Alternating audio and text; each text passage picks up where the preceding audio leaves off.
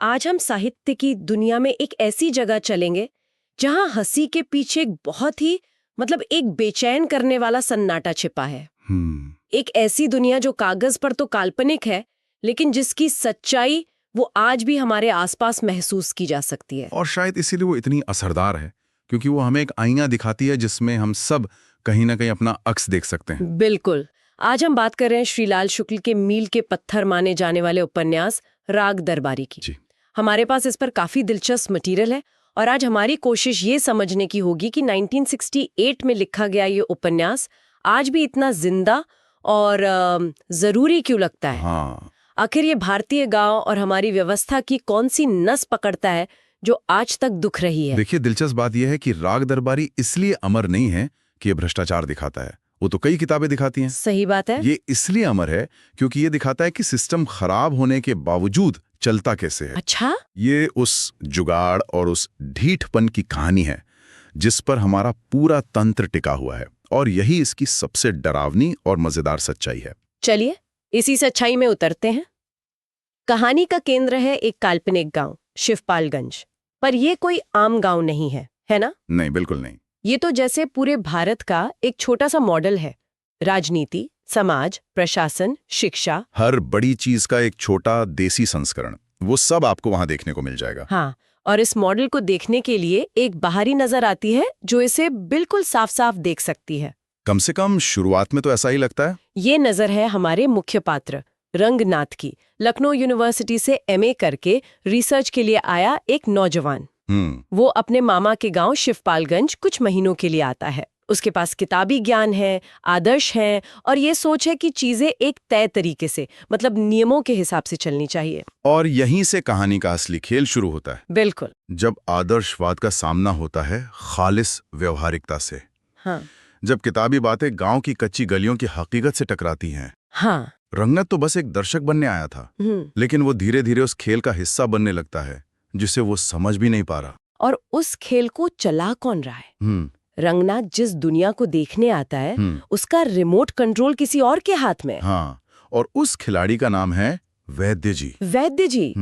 तो ये वैद्य जी असल में है क्या? क्या वो बस एक चालाक नेता है या फिर वो इससे भी ज्यादा कुछ है? देखिए, वैद्य जी को सिर्फ एक व्यक्ति के तौर पर देखना गलती होगी। अच्छा। वो एक संस्था है, पूरे सिस्टम की पहचान है। वो गांव के कॉलेज के मैनेजर हैं, कोऑपरेटिव यूनियन के कर्ता धर्ता हैं, और पंचायत की राजनीति की चाबी भी उन्हीं की जेब में है। बिल्कुल। वो दिखाते हैं कि सत्ता कैसे काम करती है, नैतिकता और मूल्यों को किनारे रखकर सिर्फ और सिर्फ अपना दबदबा बनाए रखने के लिए। साम दाम दंड भेद। हाँ, उनके लिए ये सिर्फ एक कहावत नहीं है, ये रोजमर्रा के काम करने का तरीका है। मुझे जो बात सबसे हैरान करती है वो ये कि वो कोई क्रूर तानाशाह नहीं है।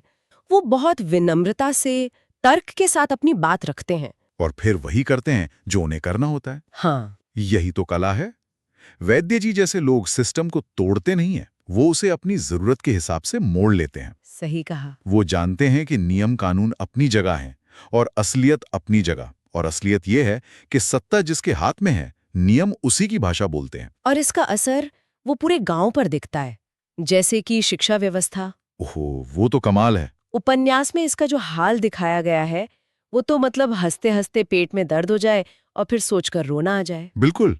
जैसे वो एक सीन है जब कॉलेज के प्रिंसिपल साहब को पता चलता है कि इंस्पेक्शन होने वाला है। हाँ। कॉलेज में पढ़ाने के लिए कुछ है नहीं, लैब खाली पड़ी है, तो वो घास चर रही भैंसों की तरफ इशारा करके कह देते हैं कि ये हमारा लाइव एक्सपेरिमेंट चल रहा है। हाँ। कहते हैं कि हम ग्रामीण परिवेश में शिक्षा के नए आयाम खोज रहे हैं। कमाल है। ये सिर्फ एक मजाक नहीं है, ये तो पूरे सिस्टम पर एक तमाचा है। बिल्कुल। ये दिखाता है कि शिक्षा की संस्थाएं असल में कितनी खोखली हो चुकी हैं, वो सिर्फ दिखावे के लिए चल रही हैं। डिग्री मिल रही है, पढ़ाई नहीं हो रही। सही बात है। और ये सिर्फ शिक्षा तक सीमित नहीं है। यही हाल पंचायत का है, जहाँ सारे फैसले बंद दरवाजों के पीछे होते हैं। यही हाल कोऑपरेटिव सोसाइटी का है, जो किसानों के भले के लिए बनी थी, लेकिन वैद्य जी के लोगों का पेट भर रही है। तो हर संस्था उपन्यास परत दर परत दिखाता है कि हर संस्था जिसका मकसद लोगों की भलाई करना था, वो कैसे कुछ चालाक लोगों के हाथों का खिलौना बन गई है। और इन सब के बीच में फंसा है हमारा बेचारा रंगनाथ, एक सीधा साधा पढ़ा लिखा लड़का जो ये सब देख रहा है और शायद मनी मन सोच रहा है कि ये हो क्या रहा है। हाँ, उसकी किताबी दुनिया और शिवपालगंज की दुनिया में तो कोई मेल ही नहीं है। और यही उपन्यास का सबसे जरूरी सवाल है। जब एक आदर्शवादी इंसान एक भ्रष्ट तंत्र का सामना करता है तो क्या होता है? क्या वो उसे बदल पाता है, या तंत्र उसे अपने जैसा बना लेता है? या फिर वो थक हार कर निराश होकर उस जगह से भाग जाता है? रंगनाथ इस संघर्ष का प्रतीक है। शुरुआत में वो कोशिश करता है, सवाल उठाता है, बहस करता है, लेकिन धीरे धीरे उसे समझ आता है कि यहाँ की भाषा, यहाँ के नियम ही अलग हैं। यहाँ सच और झूठ की परिभाषा हर दिन बदलती है। उसे ये समझने में देर नहीं लगती कि यहाँ ज्ञान की नहीं बल्कि जुगाड़ और पहुंच की कीमत है। और ये लड़ाई आज भी उतनी ही सच्ची है। बहुत सच्ची है। आज भी कितने ही युवा जब किसी सरकारी दफ्तर में, किसी कंपनी में या राजनीति में कदम रखते हैं तो उन्हें इसी आदर्शवाद बनाम व्यवहारिकता की लड़ाई से गुजरना पड़ता है। हाँ, उन्हें बताया जाता है कि सिस्टम ऐसे ही चलता है। राग दरबारी इसी बेबसी को बहुत ईमानदारी से पकड़ता है। सुनकर तो काफी निराशाजनक लगता है। क्या इस उपन्यास में उम्मीद की कोई किरण है ही नहीं? क्या सब कुछ बस ऐसे ही चलता रहेगा? उम्मीद शायद पारंपरिक अर्थों में नहीं है।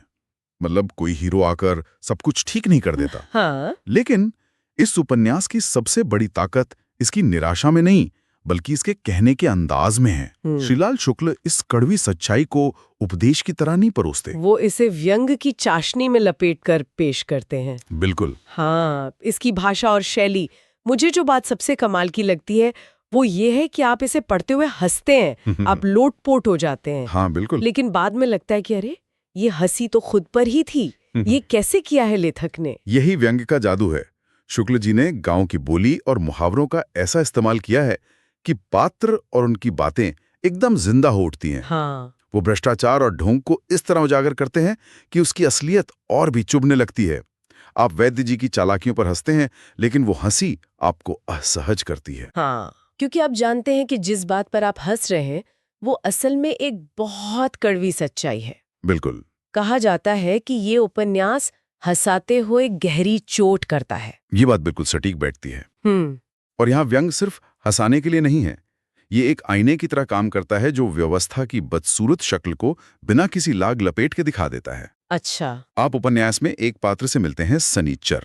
उसका असली नाम कुछ और है लेकिन वो सालों से 10वीं कक्षा में फेल हो रहा है, इसलिए सब उसे सनीचर बुलाते हैं। सनीचर? हाँ, वो वैद्य जी का चमचा है, हर काम के लिए हाजिर रहता है। एक तरह से वो पूरी उस पीढ़ी का प्रतीक है जिसे शिक्षा व्यवस्था ने कुछ नहीं दिया और राजनीति ने उसे अपने फायदे के लिए इस्तेमाल कर लिया। सही पकड़ा। उस पर हंसी भी आती है और दया भी। तो अगर हम इस पूरी चर्चा को समेटें तो क्या कहेंगे, राग दरबारी आखिर है क्या?